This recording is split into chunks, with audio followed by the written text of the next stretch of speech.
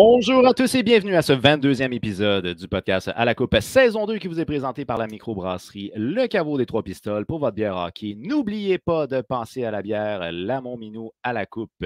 Je vous rappelle que vous pouvez nous suivre sur nos différentes plateformes puisqu'on est disponible à la fois sur Facebook, sur Twitter, sur Spotify, sur Instagram, bref, un peu partout sur TikTok, toujours au nom de À la Coupe. Je vous invite également à écouter à tous les mardis midi la notif des sportifs animée par Loric Salvaille. Il vous parle entre autres de l'actualité de la LNH. Il fait des entrevues. On a d'ailleurs des entrevues qui sont disponibles actuellement sur notre chaîne YouTube, entre autres avec des espoirs de la LNH et du Canadien de Montréal. Donc, je vous invite à aller faire un tour sur À la Coupe sur YouTube, mais aussi le coin des rumeurs à tous les vendredis midi, également animé par Loric Salvaille. Nous sommes présentement en fin de saison du côté du Canadien de Montréal. C'est plutôt pénible, vous me direz, mais mon Dieu, il reste encore quelques games à jouer. Alors, on va commencer par dire un beau bonjour à notre collaborateur bien-aimé, Sam. Comment ça va? Ça va bien, toi? Oui, ça va très bien. Comment ça s'est passé, là, la fin de ton March Madness? Ça s'est super bien passé. J'ai prédit par excellence, avec brio.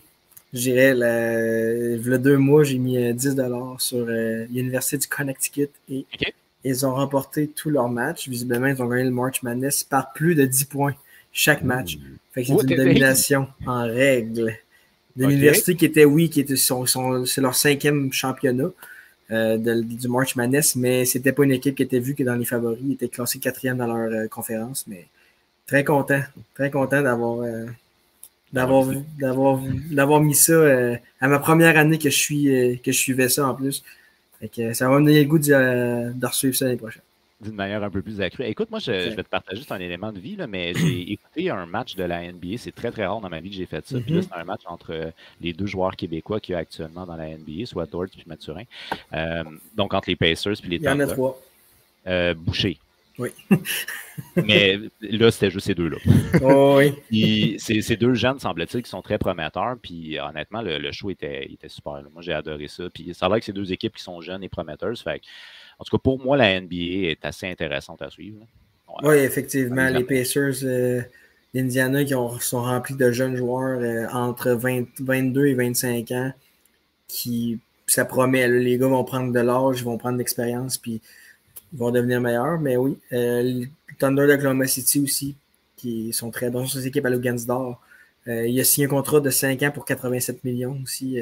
Oui. Mais il joue aussi avec un autre Canadien qui s'appelle Shea Gilgeous-Alexander.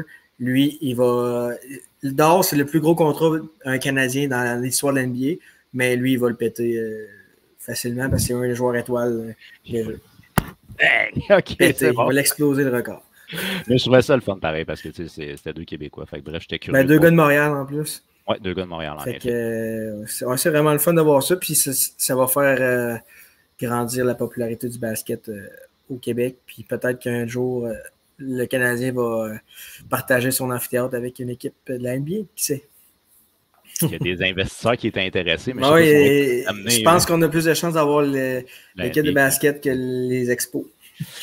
Ouais, ok, je suis dans le même bac que toi. All right. Et bien, aujourd'hui, on n'est pas tout seul, mon cher ami, puisqu'on a quelqu'un, ça fait longtemps qu'on ne l'a pas vu au podcast à la Coupe, mais on l'a vu à la notif des sportifs il n'y a pas si longtemps. Notre ami Andy Sautier, comment ça va, Andy? Ça va bien, plutôt. Ah ouais. Ça va très bien. Et de ton côté, moi, j'ai découvert la NBA et toi, tu as découvert la NFL. Oui, la NFL, ça fait pas si longtemps, mais vu la casquette. Mais écoute, je me porte à un nouveau sport. Là. J'aime autant le hockey, mais c'est ça. J'avais envie de quelque chose d'autre. Puis le football, j'aime beaucoup la stratégie. C'est que ça avance un peu. C'est vraiment quasiment un jeu d'échecs. Là. Fait que c'est ça. J'aime beaucoup ça. J'aime beaucoup l'aspect stratégie. Puis une erreur peut être complètement coûteuse pour le reste du match. Fait que c'est ça. J'aime ça. Ben, c'est juste le sport le plus populaire aux États-Unis et de loin. Fait que je pense que tu as choisi quelque chose de bon. Oui, exact. All right, les boys, on est actuellement en fin de saison du côté de toutes les organisations de la LNH, bien entendu, du côté du Canadien aussi. On a cité que les évaluations sont maintenant terminées. Je vous propose de faire l'évaluation de la dernière année du Canadien de Montréal, mais on ne va pas se contenter des joueurs. On va y aller aussi au niveau organisationnel parce que quand même, la direction a changé. Le premier point que je veux vous poser comme question va être Kent Hughes et Jeff Gorton ont dit on y va reconstruction, puis on veut y aller par le repêchage. L'année passée, on a commencé d'une manière qui était quand même, selon moi, satisfaisante. On avait 2 choix en première, 2 choix en deuxième, 2 choix en troisième. Mais là, pour les prochaines années, c'est pas tout à fait la réalité. Là. On a à peu près, là, un choix pour nos 3 premières rondes pour les 3 prochaines années. Il y a un choix conditionnel quelque part. Est-ce que vous ressentez qu'on va vraiment vers reconstruction, repêchage? Oui. Oui, je pense que c'est vraiment qu'on s'en va. C'est là qu'on s'en va, mais je pense qu'on a moins de choix de première ronde qu'on aurait voulu. Tu sais, peut-être un autre, je sais qu'il y en a 2 cette année. Ouais. L'année prochaine, il y en a un conditionnel. C'est ça, l'autre est conditionnel. Hein? Mais je pense que c'est là que ça s'en va parce qu'il y a des gars qui vont partir. Là, des contrats, ils ne se feront pas renouveler. Puis l'année prochaine aussi, je pense vraiment qu'il va y avoir un bon ménage côté contrat avec le Canadien. Mais si, mettons, Sam, on y va là, avec justement l'idée de reconstruire par le repêchage, moi, je regarde des équipes comme les Hawks de Chicago qui ont une affaire comme, je sais pas trop, là, je pense que c'est 12 ou 13, non plus que ça, même. Je pense qu'ils ont une vingtaine de choix dans les 3 premières rondes pour les 3 prochaines années. On est loin, là, avec peut-être 11 choix dans les 3 premières rondes. Ben, le Canadien l'an passé ont drafté beaucoup de joueurs quand même. Ouais, fait que, Chicago, ça s'en vient. Le Canadien l'a fait dans les 2 dernières années, on a repêché beaucoup.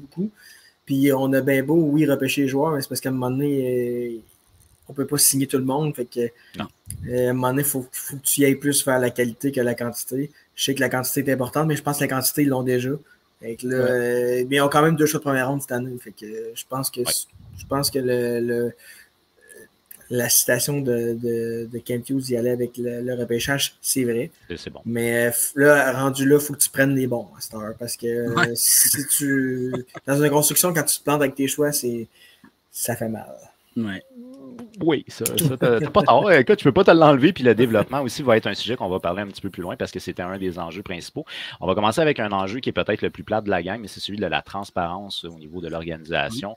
Est-ce que vous avez vu une différence versus Bergevin ou c'est sensiblement la même chose? C'est beaucoup. Là. Moi, tu sais, juste l'aspect des blessures, on dit sont blessés où à cette heure? C'est niaiseux, là, mais je comprends pas pourquoi. Ben, on le dit, mais des fois, il y a du retard et tout, là. Mais j'ai trouvé que sur plusieurs cas, il disait. Okay. À comparer à les dernières années. Mais Sam n'a pas l'air d'accord avec moi, par exemple? Tu peux dire non, je suis d'accord avec toi au début. Quand Kent Hughes est arrivé, Chantal Machabée est arrivé, ils ont vraiment donné un gros coup. C'était transparent, mais ça a duré peut-être 6 mois. Puis là, on est revenu au Canadien de Marc Bergevin. Là. Cette année, en plus, Sean Monahan, on s'est blessé au pied. On va revenir dans 2 semaines. Patine pas. La tête. Kirby Dack. Il est blessé au bas du corps. Finalement, c'est un virus. Là, après, c'est une infection. Monahan, ils viennent d'annoncer que ça fait 6 mois qu'il n'a pas joué presque. Puis ils viennent d'annoncer que la saison était terminée. Il n'y a aucune transparence au Canadien. Puis c'est plate à dire, il n'y en aura jamais.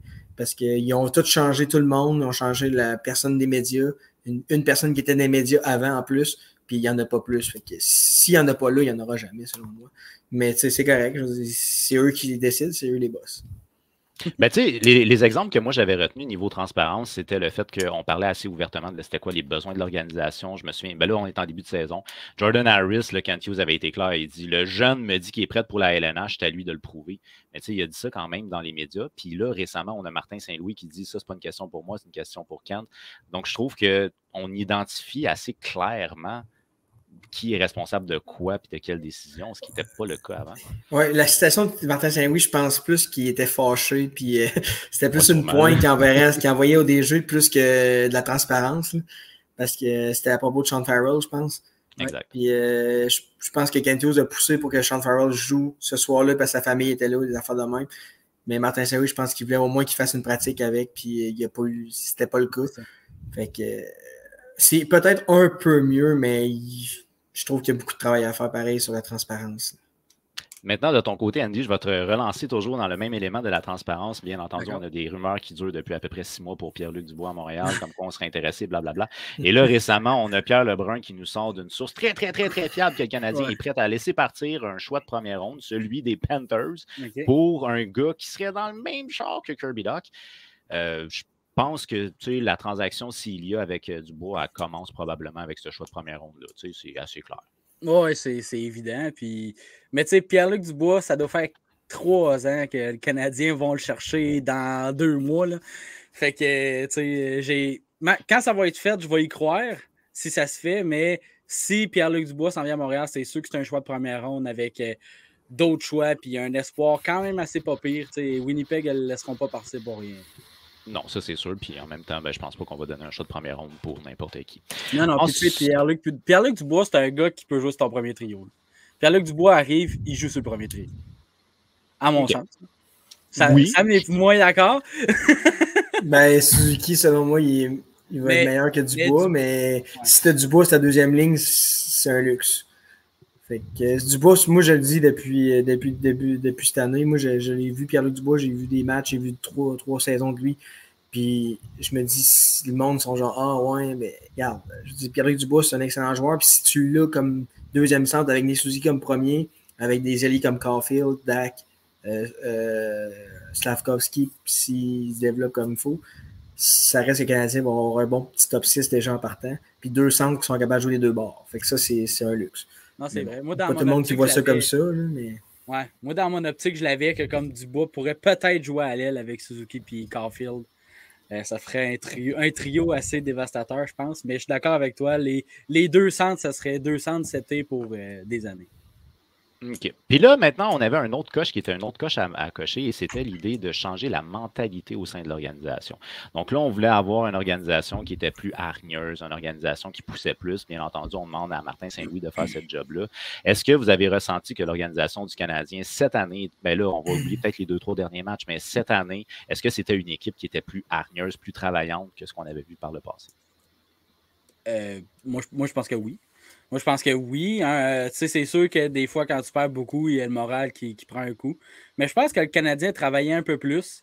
Je pense que l'effet Martin Saint-Louis fait quelque chose là-dedans.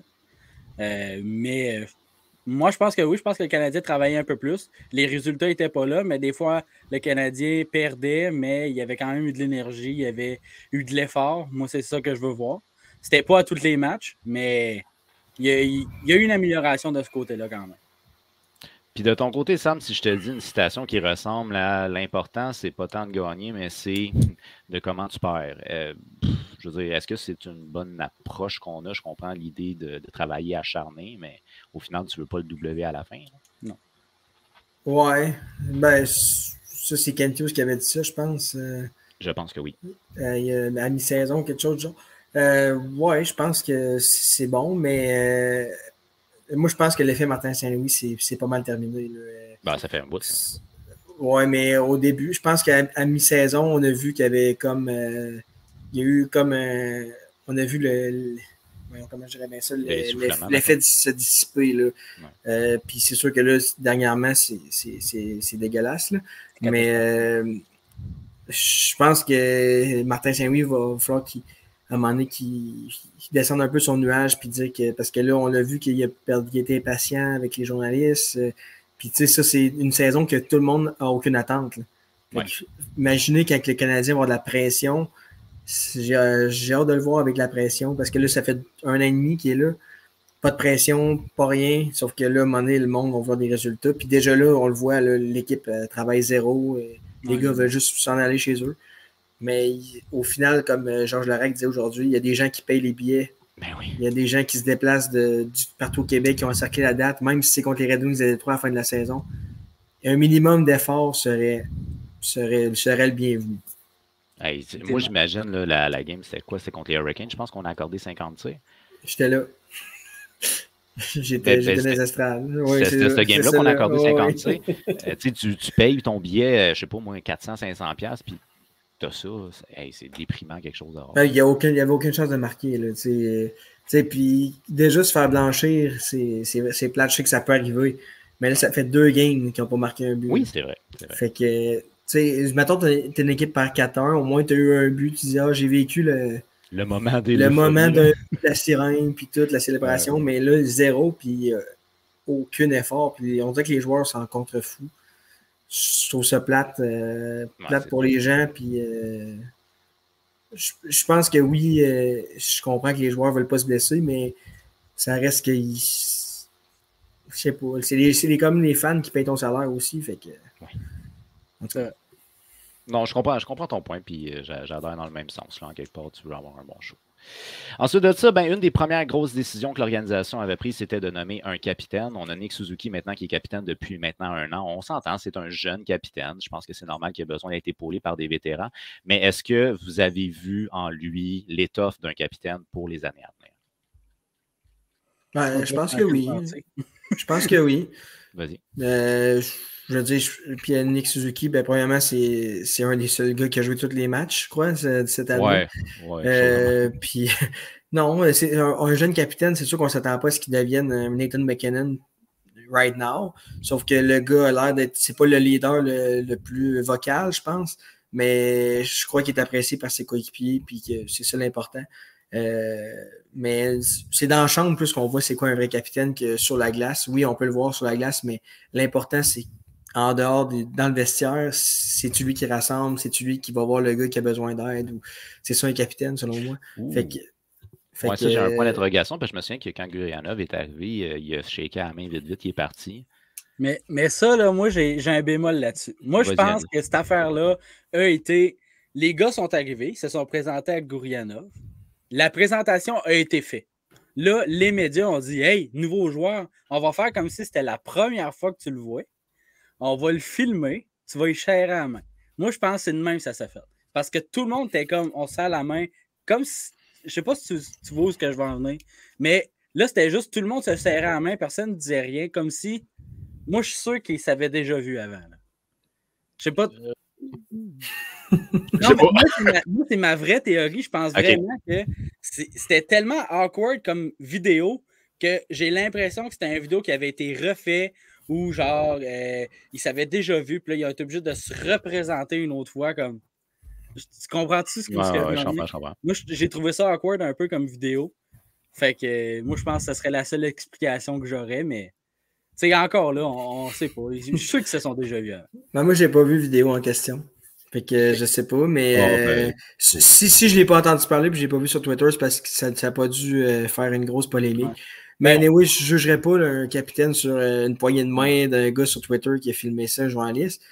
Mais je sais pas, peut-être que Gurianov et Suzuki ont déjà eu de quoi sur la glace aussi qui fait que pour l'instant, ils sont pas meilleurs chums, mais qu'après. Puis c'est peut-être stagé comme Andy l'a dit. Là. Mais de ce que les autres joueurs parlent de Suzuki, c'est un des bons commentaires. Fait que ça, je pense que ça en dit long. Puis, y avait-tu vraiment un autre choix que le Canadien pouvait avoir comme capitaine? Tu sais, je sais qu'il a parlé d'Edmondson, mais Edmondson, cette année, il a tout fait sauf montrer l'exemple, je trouve. Là. Il est pas bon sur la glace. Il a pas l'air d'être impliqué. Tandis que Suzuki, lui, contrairement aux autres, il se présente encore. Puis il joue des grosses minutes, puis il joue 20 minutes par match. Le gars, il est brûlé. Là. Mais il fait l'effort pareil. Parce que oui, j'étais au Canadien samedi passé. Puis lui, je l'ai remarqué quand il y avait la rondelle, il faisait l'effort. Fait que ça, je pense que c'est une autre raison, une bonne explication pourquoi lui est capitaine. Puis moi, je pense que le Canadien a fait le bon choix. C'est une façon, dans le fond, d'illustrer son leadership. Comme tu dis, c'est pas un gars qui est vocal, puis ça, c'est évident, parce que quand tu regardes là, les différents commentaires qu'il y a par rapport au vestiaire, ça revient pas mal tout le temps à Gallagher, ça revient pas mal. Ben là, Alex Belzil, ça a l'air qu'il était bien aimé aussi, mais tu sais, ça revient souvent aux mêmes gars qui sont plus loud. Suzuki en est pas un. Ça, on met ça de côté. Patrice Bergeron, c'est un des meilleurs leaders de la Ligue, puis c'est pas le gars qui parle le plus à la glace. Patrice Bergeron, c'est un saint, ce gars-là, OK? C'est un gars de Québec, c'est normal. le gars, il est face à Tage Thompson, sa femme qui a combattu un cancer. Il prend le temps avant le match, de serrer la main, de dire bonne chance, puis hey. Ah ouais, pour vrai, j'ai pas vu ça passer. Moi non plus, j'ai pas vu. Ah, bon, ben écoute, avant le début du match, là, il a parlé avec, il se colle dessus, il tape un peu pour dire... Ben, comme un vrai. Un vrai de vrai. Ça, c'est du vrai capitaine. C'est de l'étoffe de capitaine, quelque chose. C'est très classe. C'est très classe. Et sinon, ben là, on va y aller plus avec la structure de l'équipe. On a Suzuki et Kirby Dach qui sont nos deux centres, disons, numéro 1 2. Là. Ouais. Donc, peu importe l'ordre, est-ce que d'après vous, là, on a nos deux centres qui sont nos centres d'avenir pour un top 6 qui va avoir plus que du sens, qui va être un top 6 solide? On est-tu en business? Ben moi, j'aimais bien Dach à Lille, pour de vrai. Mais si on n'a pas le choix, parce que là, Monahan, moi, au début de saison, je disais que je voulais le garder. Mais là, je pense que c'est plus dans les plans du Canadien. Puis avec ces blessures qui sont encore là, je pense qu'on devrait le laisser partir. C'est trop à risque. Okay. On n'a pas de deuxième centre. Je pense que Dvorak, c'est un excellent troisième centre, mais je pense pas que c'est un deuxième centre. En tout cas, je ne m'ai pas prouvé encore qu'il est capable d'être un deuxième centre. Fait que si c'est Suzuki et Dak, puis il n'y a pas un Dubois de ce monde qui arrive, on a juste, je pense, pas le choix. OK. Fait que toi, tu n'es pas confortable avec le fait d'avoir Kirby Dach comme deuxième centre. Pas tant. C'est pas une affaire d'être confortable, c'est qu'on fait avec ce qu'on a, je pense. OK. C'est ça. Okay. Est-ce que tu es à peu près du même avis de ton côté, ça? Ben, je pense que si il n'y a pas du bois, c'est pas dramatique. Là. Je pense que Dak, il a prouvé qu'il peut jouer au centre et qu'il voulait. Mais si j'étais un fan du Canadien ou un dirigeant du Canadien, je voudrais avoir du bois ou un joueur comme ça qui est établi au centre, qui a de l'expérience, puis mettre Dak à l'aile parce que Dak, je pense qu'il est à l'aise à l'aile aussi. Oui. Mais je trouve que ça renforcerait plus son top 6 que Dak comme deuxième centre. Je pense que ça serait mieux. Okay, fait pour vous, il y a un ajout qui serait un ajout à faire. Ouais. Ensuite de ça, Sam, je vais y aller de ton côté parce que je sais que c'est un joueur que tu affectionnes tout particulièrement, mais on a besoin d'avoir un QB au niveau de la défensive. On a Kaden Goulet qui est probablement l'éventuel corps arrière de cette équipe-là. Même si tu me dis qu'il joue avec Logan Mailloux, c'est probablement lui qui va être étiqueté ton défenseur numéro 1. Avec l'échantillon que tu as là, est-ce qu'il te convainc que c'est un gars qui va devenir le QB de la défense? Oui, mais je dirais pas QB. Je dirais défenseur numéro 1. Parce qu'un QB sur une équipe, c'est un défenseur sur le power play. Ouais, lui, ça risque d'être plus Lane Hudson ou Logan Mailloux, un des deux. Là. Mais c'est sûr que Goulet, c'est ton défenseur numéro 1. Il n'y a aucun défenseur qui va l'accoter, selon moi, parce qu'il est plus complet. Il va être capable, lui, il va être probablement sur l'avantage numérique numéro 2, mais il va jouer des avantages numériques à 5 contre 5 contre les meilleurs. Fait que oui, ça va être ton meilleur défenseur overall, mais ton QB, ça va être quelqu'un d'autre. Sauf que oui, je pense que j'en ai vu assez, sauf que la seule affaire qui m'inquiète, c'est les blessures. C'est blessé, il revient d'une blessure, je pense que c'est le genou en plus, il se reblesse. Un genou ou hockey, des fois, même quand tu es jeune, une blessure peut ralentir ton développement. La seule affaire qui m'inquiète, c'est la fragilité de Kaden Goulet, mais s'il revient en force puis qu'il joue, je sais qu'il a joué beaucoup de hockey dans les dernières années, là, fait que c'est peut-être juste ça, mais c'est la seule affaire qui m'inquiète, puis ça, c'est pas lui qui le contrôle. C'est les blessures, tu contrôles pas ça, fait que c'est juste ça. Puis, de ton côté, Andy, est-ce que tu vois une brigade défensive d'avenir qui aurait du sens? Là, on va inclure, bien sûr, Kaden Goulet, Logan Mailloux, mais on a eu aussi un échantillon d'un gars comme Jordan Harris, Justin Barron. Est-ce qu'on a des NHLers stables? Je pense que oui. Tu sais, il y a Logan Mailloux puis Lane Hudson. Je pense qu'il va falloir attendre un petit peu. Lane Hudson, il me hype beaucoup. Je pense un peu comme tous les partisans du Canadien. Le gars est extrêmement productif, mais il faut se calmer un petit peu aussi. Il faut baisser nos attentes parce que des fois, les attentes sont trop hautes. Mais je pense que c'est deux défenseurs offensifs que le Canadien aurait besoin. Parce que, à part Mike Madison, qui fait quand même très bien, il n'y a pas de défenseur offensif. Il n'y a pas eu de corps arrière, comme vous aviez dit tantôt, des quarterbacks en power play pour le Canadien depuis plusieurs années. Fait que ça, le Canadien en manque énormément. Mais oui, je pense vraiment que la brigade défensive, c'est en train de se former. Puis Kaden Goulet, c'est définitivement ton numéro 1 dans les prochaines années. OK. Puis initialement, Barron et Harris, c'est des NHLers. Je pense que oui. Je pense que ces deux gars, Barron, peut-être top 6. Harris peut peut-être devenir un top 4. Mais ça va dépendre de leur développement. Mais c'est ça. Je pense vraiment que c'est des gars qui sont capables de s'établir. Hein?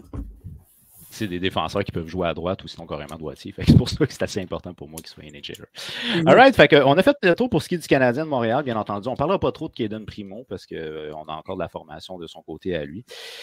Les Bruins de Boston actuellement sont en train de connaître une saison qui est une saison historique. On a un total de 60 victoires au moment d'enregistrer. Est-ce que vous avez eu la chance de regarder un peu les Bruins cette année ou pas du tout? J'ai regardé quelques parties, mais probablement moins que Sam, ça c'est sûr. Sam, écoute, je dois te parler de David Pasternak qui a une saison qui est une saison de fou en ce moment. 103 points, 56 buts. Est-ce qu'on a une organisation qui court pour la coupe? Ben oui, c'est sûr. C'est sûr que oui. D'ailleurs, bravo David, ton tour de chapeau contre les Pingouins. Là. J'ai adoré ça. Contre les Pingouins, évidemment. Ben oui, ça compte plus qu'un taux de chapeau normal pour moi. Mais ben oui, c'est sûr que ça serait mentir de dire que les Bruins ne sont pas contenders, même, je dirais, favoris pour remporter la Coupe Stanley. Au moment où les séries vont commencer, cette équipe-là a presque pas de faiblesse. La seule affaire qui me titille, moi, c'est le gardien de but. Je sais qu'il alterne, sauf qu'en série, il n'y a pas l'alternance. Là. Fait que faut que tu choisisses ton gardien. Puis si il y a un doute, est-ce que tu le changes ou tu dis j'ai confiance? Là, si tu le changes, lui, il vient de perdre sa confiance. Moi, j'aime pas ça, les affaires de tandem comme ça. Mais bon, c'est la seule affaire parce que la défensive est solide. En plus, ils ont rajouté Orlov. L'attaque, les 4 lignes sont parfaites pour les Bruins. Ça brasse, il y a des lignes qui brassent, il y a des lignes qui sont capables de jouer défensif. Puis, ils sont toutes capables de marquer des buts. Pastrnak encore plus que les autres. Mais puis en plus, c'est probablement de Last Dance pour Patrice Bergeron qui... à moins je pense qu'il perde, il va peut-être revenir, mais c'est sûr que si les Bruins gagnent la Coupe, c'est sûr que Patrice Bergeron va se retirer en champion. Je suis sûr et certain. Fait que ça paraît. David Krejci aussi, ça fait longtemps qu'il est là. Il est revenu. Il était en Europe, il revient. Fait que j'ai hâte de voir, mais 60 victoires, c'est impressionnant. C'est 62 le record. Fait que ils peuvent battre le record. Puis il reste une game contre Montréal. Fait que une victoire facile. Non, c'est pas vrai. C'est la dernière game de la saison. Fait que ils vont reposer tous leurs joueurs comme les Panthers avaient fait l'année passée. Là. Mais par contre, ça ne veut pas dire égaler le record que tu gagnes la Coupe. Parlez-en au Lightning de Tampa Bay en 2018. Exact. Oui, d'ailleurs, j'ai fait une vidéo là-dessus sur TikTok là, où j'avais comme les 4 dernières équipes là, qui étaient dans le top 4 de plus de victoires. Puis la seule qui avait touché à la Coupe, c'était le Canadien de 76-77. Les autres, ils ne l'avaient pas atteint. Les séries, c'est une autre saison. Ouais, on oublie ce qui s'est passé puis on recommence. C'est vrai. Exact. De ton côté, Andy, j'aimerais ça qu'on parle un peu de Patrice Bergeron parce que quand même, pour un joueur qui est un vieux routier, 74 matchs, 27 buts, 57 points. Christy de bonne saison, pareil, le bonhomme. Ouais, c'était impressionnant. C'était impressionnant pour un gars qu'on pensait qu'il allait prendre sa retraite. Mais, tu sais, je pense que la saison de Patrice Bergeron reflète la saison des Bruins. Tu sais, les Bruins, 60 victoires. Moi, j'étais un des personnes qui, au début de la saison, j'avais fait mon classement. Je ne mettais même pas les Bruins en série. J'ai maintenant l'air d'un maudit navet. Non. Moi, c'était il court pour une place en série. J'ai voulu clairement pas dans le top. Je ne sais pas c'est quoi qu'ils ont mangé cette année, mais c'est vraiment impressionnant. Bergeron est un vrai leader, un Québécois.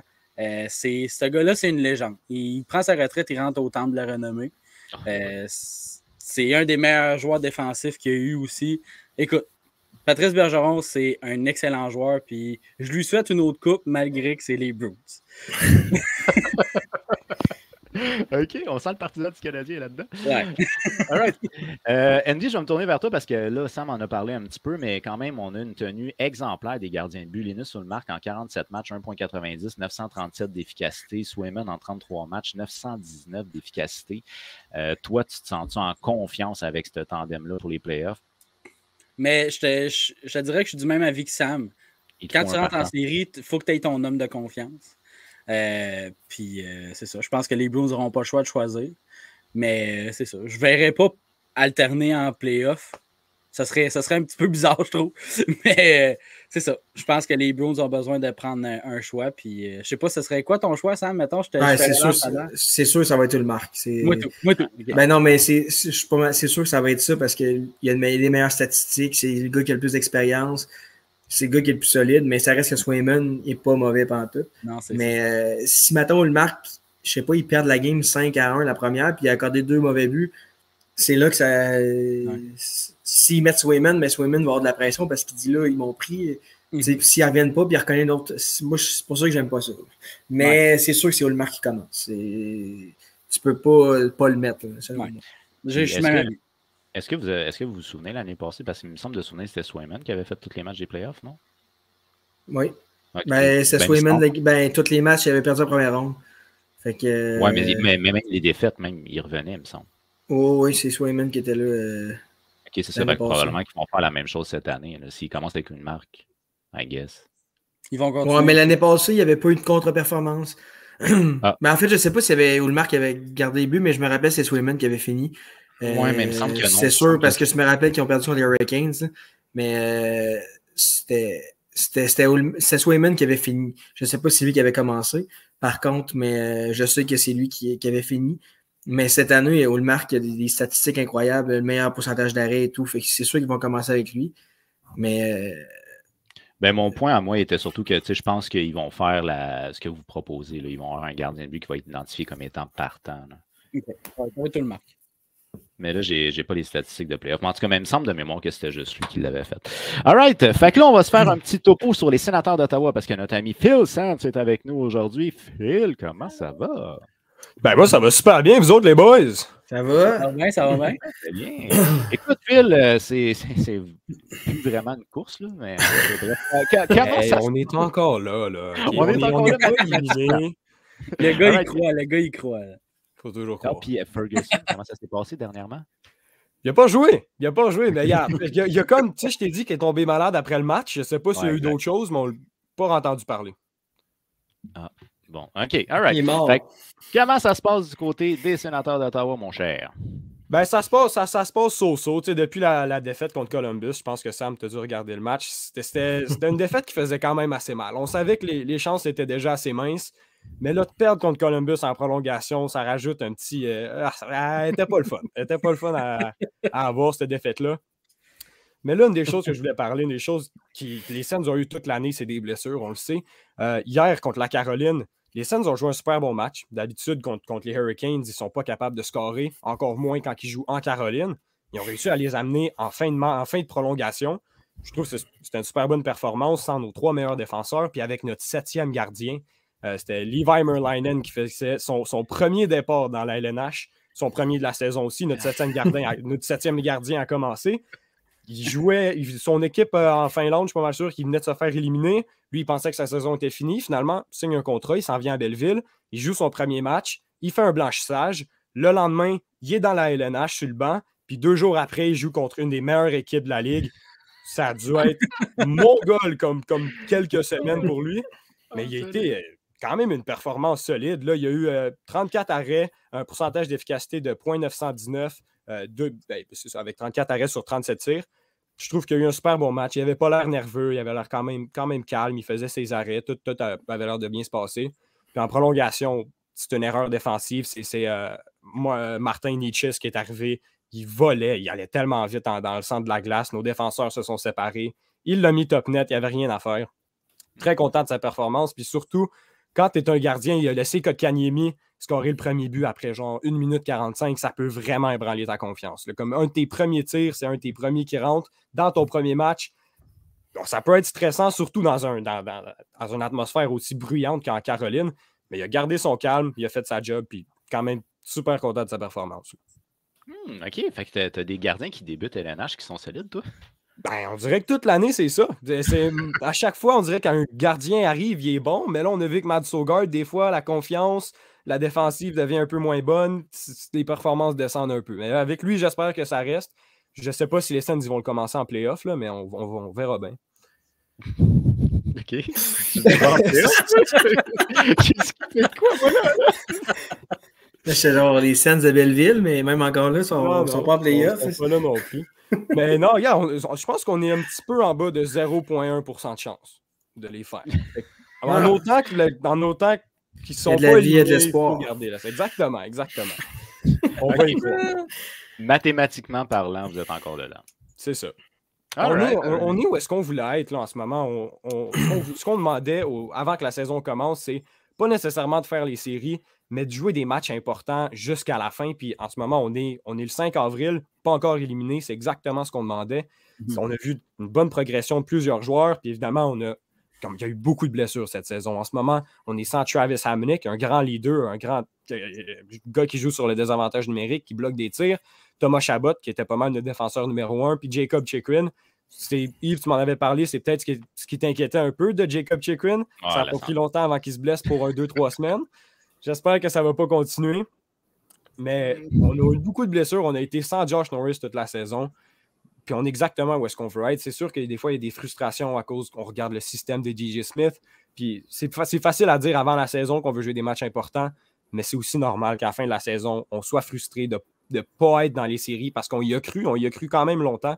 On était proche. Puis si on gagnait le match contre Columbus, si on gagnait le match contre les Hurricanes, on est à 4 points des Panthers, ce qui est quand même encore possible. On les joue bientôt. Fait que c'est sûr qu'il y a quand même de la frustration, mais l'année prochaine, on devrait être à l'endroit que les Highlanders, les Panthers se tiennent en ce moment.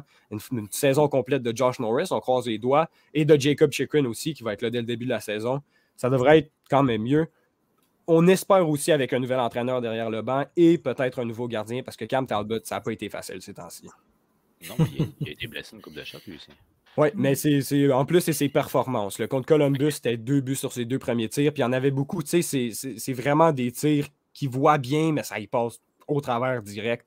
C'est un peu inquiétant, cette dernière performance. On dirait que c'est plus trop important, c'est la fin de saison. Il a l'air de savoir qu'il ne sera pas là l'année prochaine. Fait que je ne sais pas si les Sens ils vont avoir confiance en Forsberg et Sogaard.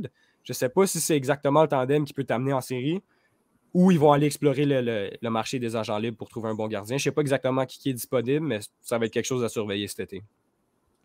Okay. Korpisalo, c'est ça. On retourne à Korpisalo. Là, c'est sûr, ça me tente. Ben, disons pour moi, ça serait peut-être plus solide parce que c'est pas pour être méchant, là, mais les 2 jeunes gardiens. Ah non, c'est dur. C'est sûr que c'est dur. En plus, Sogaard est arrivé dans la course aux séries. Là. Quand tout le monde était serré, quand on y croyait, ça criait « We want playoffs » au Canadian Tire Center. C'est pas facile, c'est de la pression quand même beaucoup. C'est peut-être une autre chose qui a rendu ses performances un peu moins bonnes. Mais je suis quand même content de sa saison, puis j'ai encore confiance que c'est le gardien qui va nous amener en série. Mais Forsberg, il s'est pas fait opérer aux 2 genoux et tout, me semble. Ouais, aux 2 genoux. Fait que ça veut pas dire qu'il va revenir comme 2 genoux. C'est surprenamment, c'est ça. Ça se peut qu'il ne revienne pas à 100%, mais après son opération, ils ont dit environ 3 mois. Ce qui est quand même moins que ce que je m'attendais. Mais effectivement, ça se peut qu'il ne revienne pas à 100%. Là, ce qui peut être un peu inquiétant. OK. Oui, effectivement, parce que pour un gardien, les genoux, c'est assez important. On a besoin. Je suis pas très confiant, avec toi, là, mais en tout cas... Non, c'est ça. Puis, je vais te poser la même question que j'ai posée aux boys concernant le Canadien, mais du côté des Sens, est-ce que tu sens qu'on a une mentalité de battant? Là? On est une équipe qui ne se laisse pas abattre? Ah, c'est ça depuis le début. Je voulais aussi parler de justement Keith Tkachuk qui avait reproché aux Panthers, l'équipe de son fils, de ne pas être assez, de ne pas jouer assez physique, de ne pas avoir l'air d'assez, de vouloir faire les séries puis de ne pas se battre assez. Puis il a justement utilisé la comparaison de Brady Tkachuk puis des Sens, que comment eux, peu importe leur position, ils continuent de se battre, ils continuent d'être une équipe physique, soudée. Puis je pense qu'on a cette énergie-là avec l'équipe, ce qui est quand même très bon, peu importe où est-ce qu'on est, on va toujours l'avoir. Puis je pense qu'on n'aime pas nécessairement le système de DJ Smith puis sa façon de choisir ses lignes puis tout ça, mais c'est une de ses grandes qualités. C'est un grand motivateur. Il est bon avec les joueurs. Il y a des bonnes relations avec. La communication avec les joueurs est super bonne. Fait que c'est quelque chose aussi qu'on peut lui donner crédit. Puis quand rendu en série, c'est quelque chose qui va être très important aussi. Là. Ben oui. Tout le monde se tient ensemble puis de jouer un jeu physique. On a repêché des gars comme Tyler Boucher, Pierre Dorion. Ça va jusqu'à Pierre Dorion depuis le début qui repêche des gars qui jouent physique. C'est ça un petit peu le motto des Sens. C'est comme ça qu'on veut être. À date, ça fonctionne quand même bien. Puis ça nous amène des fois à gagner des matchs qu'on ne serait pas supposés. Depuis quelques saisons maintenant. Ben, c'est des méchants ajouts parce que vous avez déjà à la base des jeunes qui sont très offensifs dans votre organisation. Fait que de rajouter des gars qui sont physiques alentour de ça. Oui, exactement. On a les Alex DeBrincat, mais ce qui est surprenant aussi en parlant de DeBrincat, c'est le joueur offensif, comme tu dis, mais depuis qu'il est arrivé à Ottawa, évidemment, il n'a pas scoré le 40 buts qu'on espérait qu'il score, mais qu'il faisait avec Patrick Kane. On a entendu, je ne sais plus exactement, je ne peux pas dire exactement la source de où j'ai entendu ça, mais apparemment, quand il est arrivé avec les Sens, DJ Smith, il a demandé de jouer plus physique et de finir toutes ses mises en échec. Peut-être que ça aussi, à DeBrincat, le petit joueur de 5 pieds 7, okay. C'est sûr que ça peut aussi affecter ses performances. Ça peut faire qu'il joue un peu moins offensif.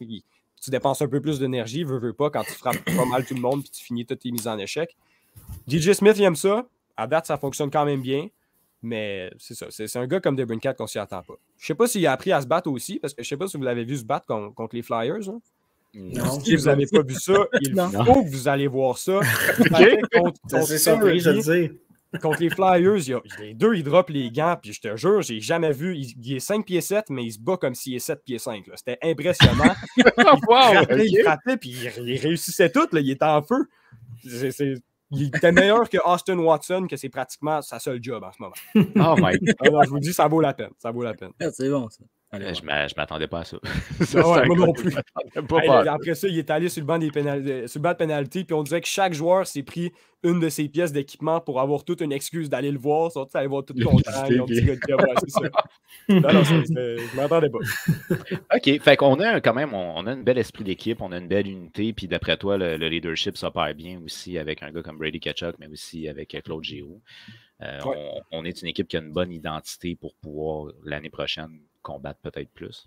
Oui, exactement. L'identité est déjà là. Il manque juste, justement, à peut-être espérer être plus en santé, espérer avoir un peu plus d'aide devant le filet.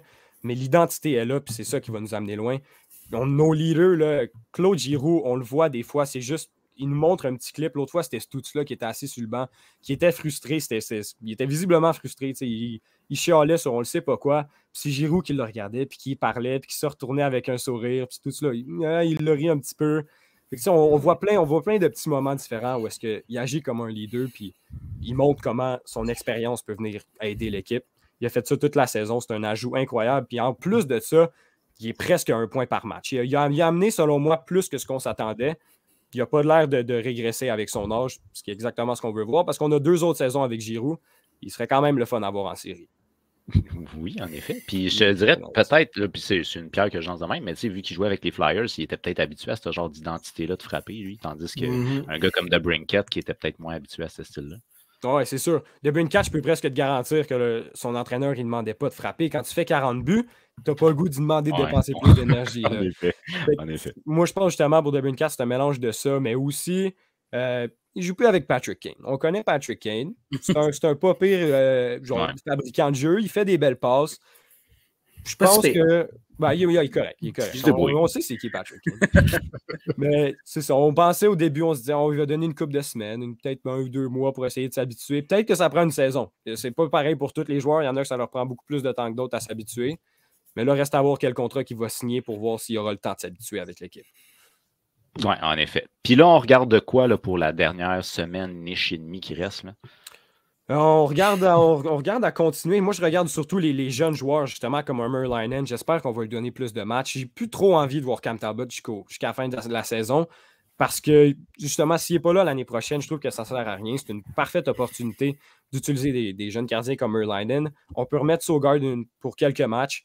D'habitude, les Sens, à chaque saison, quand ils sont éliminés, ils commencent à jouer 2 fois mieux. On l'a vu en 2021, même l'année passée. Fait que là, justement, tu donnes une confiance à l'équipe, tu mets les jeunes gardiens, des jeunes défenseurs, comme Eric Brandstrom, Jake Sanderson. Oui, c'est plate les blessures à Chabot et puis Chychrun, mais on voit Brandstrom puis Sanderson prendre vraiment, accéder à un autre niveau totalement en l'absence de ces gars-là. C'est de ça que tu as besoin. Quand tes 2 meilleurs défenseurs ne sont pas là, tu as besoin des 2 suivants de monter leur niveau de jeu. Eric Brandstrom, il a pris confiance, il joue mieux. Je veux continuer de voir ça dans les prochains matchs. Même chose pour Jake Sanderson. Lui, je ne suis pas inquiet. J'ai plus rien à voir de Jake Sanderson, en fait. J'ai tout vu cette saison. Le jeu défensif, offensif, il fait pratiquement tout de bien. La seule inquiétude qu'on avait, c'est jouer 82 matchs. Ça peut être rough quand même. C'est pas facile, surtout quand tu sors du collège où est-ce qu'il joue une vingtaine, 25 matchs. Mais il n'y a eu aucun problème. Je n'ai pas vu sa performance être moins bonne en arrivant au milieu de la saison. Fait que je veux continuer de voir ces gars-là performer, avoir plus de minutes. Même chose pour les jeunes gardiens. OK, c'est intéressant. Puis je t'avoue que je suis un peu content, Eric Brandstrom, parce que je trouvais que ça prenait du temps à se développer de son côté. Moi, je l'avais vu un peu quand il jouait avec les Sénateurs de Belleville. Puis je trouvais que il est tout petit, là, mais c'est un enragé. Là. Lui, il n'a pas peur. Il fonce dans n'importe qui. Puis il aime ça patiner avec la rondelle. Il aime ça bouger. Je trouvais qu'il était intéressant, mais c'était difficile dans la LNH. Là, il essayait surtout d'en faire trop, je pense. C'est souvent ça quand ils veulent bien faire, mais quand tu veux trop bien faire, des fois, tu fais des erreurs. Mais c'est vraiment un bon patineur. Puis je pense que ça en prend un dans une équipe, un petit joueur comme ça qui est capable de bouger la rondelle assez rapidement. Oui, exactement. Enfin, mais vaut mieux tard que jamais. Il est encore très jeune, puis un défenseur, c'est tout le temps un peu plus long. Oui, c'est sûr. Mais c'est vraiment la prise de confiance. On le voit, là. On le voit sur la glace. Avant, s'il prenait la puck dans sa zone, il allait regarder pour une option de passe. Là, il n'a pas peur d'utiliser son patin. Il a un excellent coup de patin pour partir en transition. Il a fait un but incroyable contre le Lightning il y a environ 1 semaine, 2 semaines. Alors, juste Il a parti de sa zone, rentré en zone neutre, rentré dans la zone offensive, il a pris un tir, il a battu Brian Elliott. C'est le fun à voir, c'est quelque chose qu'on veut voir plus. Peut-être qu'il a besoin de plus de minutes aussi. Il joue sur l'avantage numérique en l'absence de ces gars-là. Fait que c'est parfait. Puis ça, c'était une statistique quand même très drôle. Dans ses premiers 161 matchs, il y avait 2 buts. Puis rendu au match contre les Panthers, maintenant, dans ses 5-6 derniers matchs, il y en a 2.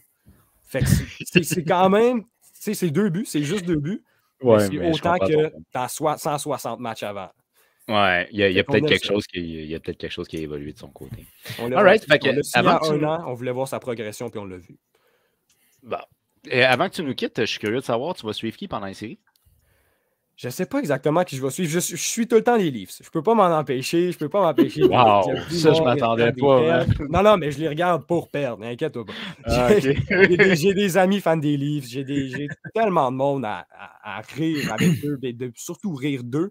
Quand les Leafs perdent, que c'est le fun, j'ai pas le choix. Je ne peux pas m'en empêcher. Sinon, les Bruins, je vous ai entendu en parler un peu avant. Ben ouais. Une équipe aussi bonne, des fois, on voit qu'arrivant en série, il peut avoir des grosses surprises. Tu en as parlé, Sam, le Lightning en 2018. J'ai hâte de voir s'ils sont capables de garder ça en série. Sinon, c'est pas mal ça. Le Kraken aussi, va être quand même très intéressant. Première apparition en série, beaucoup de jeunes joueurs, j'ai hâte de voir comment ils performent. Mais les Leafs, ils gagnent cette année, Phil, par exemple. Je te le dis, là, tu vas l'avoir, tu l'apprécies, par exemple. Ben, là, le problème, c'est que je fais tout le temps mes TikTok de prédiction avant. Puis ça fait comme 2 ans que je le fais, puis je le dis à chaque année avant ça. C'est cette année qui gagne, c'est cette année qui gagne, mais à chaque fois, ça marche pas. Moi, je vais faire le contraire, puis ça va marcher. Ok, peut-être. Peut-être tu vas virer la chance d'abord, puis que le Leafs va gagner la première. C'est ta faute toutes ces années-là. All right, Sam. Phil, excuse. Merci beaucoup. Puis écoute, j'espère que tu vas avoir la chance de voir des jeunes bien se développer pour ce qui est de la balance de la saison. Puis on se reparlera pendant les playoffs d'une autre équipe que les Sénateurs.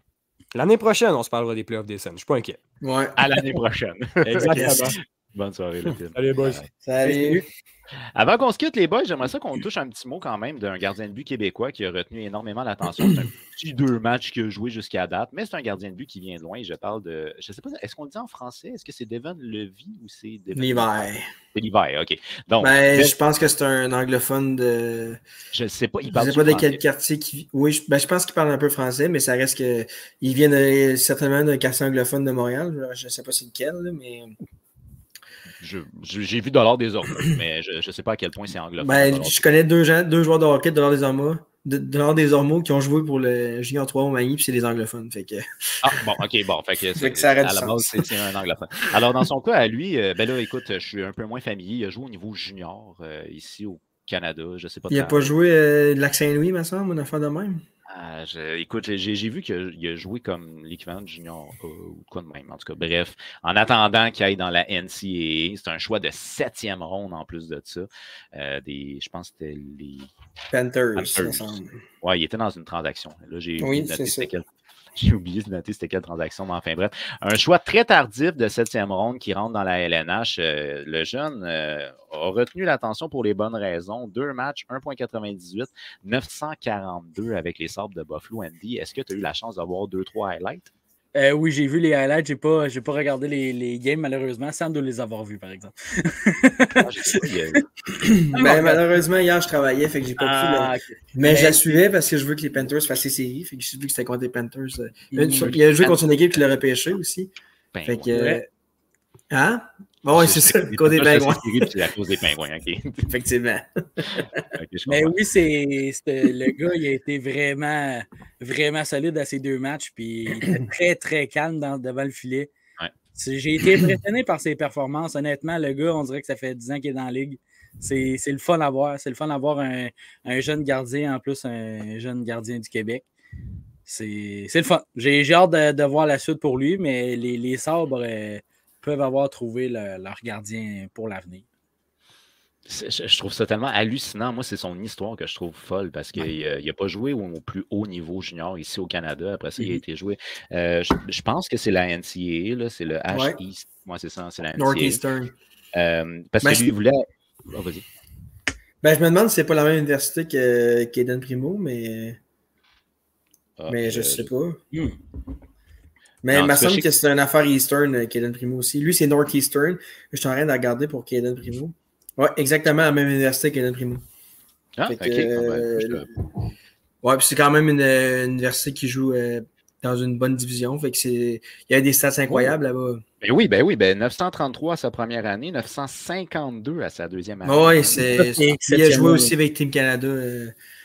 Il avait joué avec Team Canada, je ne sais pas si c'est cette année ou l'autre année d'avant. Je pense que c'est l'autre année d'avant. Ouais. Mais c'est un très bon prospect, mais j'espère juste que les Sabres ne le rusheront pas. Je sais qu'il fait bien, là, mais l'année prochaine, il faut qu'il soit dans la Ligue américaine. Puis ils ont déjà eu Pekka Lekkonen qui n'a pas vraiment mal fait cette année. Là, pour vrai, il est là. Puis moi, je pense que ça va être Lekkonen l'année prochaine. Puis avec Comrie, je ne sais pas s'il est signé ou un autre gardien, parce que Craig Anderson, je pense qu'il va arrêter ça là. Mais ça prendrait peut-être un autre vétéran.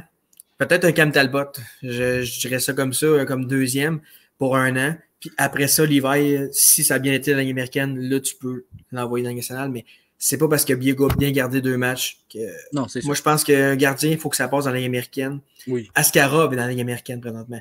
Puis je suis pas mal sûr qu'Askarov pourrait garder les buts dans la Ligue nationale. Oui. Ben, il a joué contre. C'est-tu contre le Canadien qui avait joué dans la Ligue nationale? Je pense que oui. Il me semble que oui. Il avait très bien fait, mais les Prédateurs l'ont renvoyé. Il était là juste parce qu'il y avait une urgence. Puis là, l'hiver, il est là juste parce que c'est la fin de saison.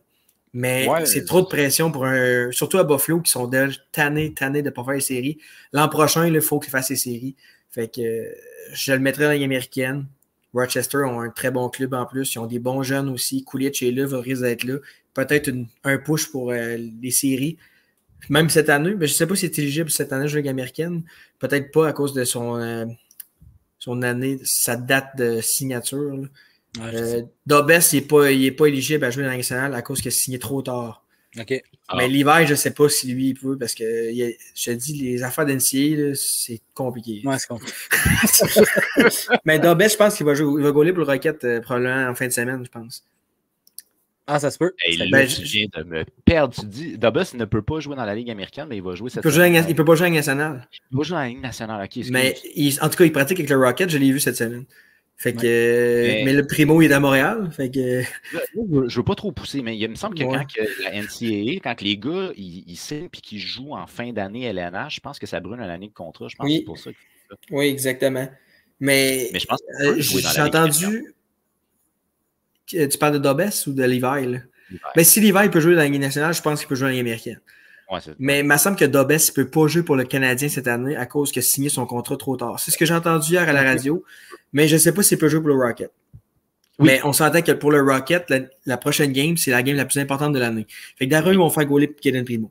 Surtout que c'est à Laval et tout, mais ils doivent jouer un back-to-back ou la Ligue américaine, ça n'a pas de sens, les horaires, c'est tout condensé. Ouais. Ils n'ont pas joué de la semaine, ils vont genre jouer 3 games en 3 soirs. Mais c'est pas ça le point. Mais d'ailleurs, moi, Primo va garder parce que c'est mais si maintenant le Rocket est éliminé la dernière game, pourquoi pas essayer Jacob avec ses belles pattes rouges? Ben, c'est parce que le Rocket, c'est bleu-blanc, puis il y a des pattes rouges, c'est bizarre. C'était la même chose quand on avait parlé de Dylan Ferguson, je ne sais pas si tu t'en souviens, il y avait des pattes bleues avec les stands. Oui, exact. On trouvait ça bien drôle. Là, en tout cas, mais ça fait avec les Canadiens, par exemple, les pattes rouges. Carey Price, il en avait un kit de même, puis c'était magnifique. C'est vrai. Je suis assez curieux de voir Jacob Dobes, en fait. Surtout avec les pros, ça serait intéressant de le voir, mais c'est sûr que là, les Rockets ne peuvent pas faire garder les buts à Dobes dans la game la plus importante de l'année.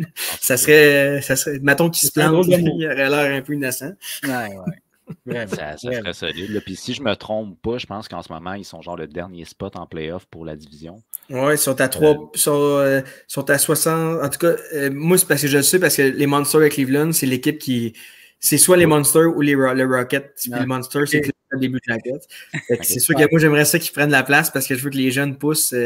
Mais ils jouent contre des Monsters vendredi. Puis présentement, les Monsters jouent à Belleville, mais ils ont 2 matchs en main puis 3 points. Fait que techniquement, s'ils gagnent à soir, ils vont être à 1 point, puis ils s'affrontent. Fait que si les Cleveland gagnent leurs 2 prochains matchs, ils vont être à 1 point de plus que le Rocket avec un match en main. Fait que ça vient que le Rocket, ça fait mal, mais si Monster perd ce soir, ben le Rocket, Anthony Marcotte, il suit le Monster pas mal ces temps-ci parce qu'il marque tout le temps sur Twitter les scores. C'est pour ça que je suis bien au courant. Oui, ben, la dernière fois que j'avais regardé, il me semble que c'était. Ben là, je me rappelais pas c'était qui l'équipe en arrière, mais il me semble que c'était ça. Il y avait le dernier spot pour la division Nord. Puis Ouais, l'équipe qui suivait était très, très proche. Ouais, c'est ça. Ben, Belleville sont pas loin aussi, mais Belleville ont des matchs de plus de jouer, je pense. Tandis que les Monsters ont des matchs en main. Puis présentement, c'est ça. C'est Belleville contre Cleveland, c'est 0-0 en troisième période. Et Colin, c'est rare que ça arrive quand même. Ouais. Puis le gardien qui joue pour Cleveland a goalé sa première game dans la Ligue nationale avec Columbus hier. Fait qu'il a joué il a joué un back-to-back, un Ligue nationale, un Ligue américaine. Wow. Quand même, hein? 47 arrêts hier. Quand même.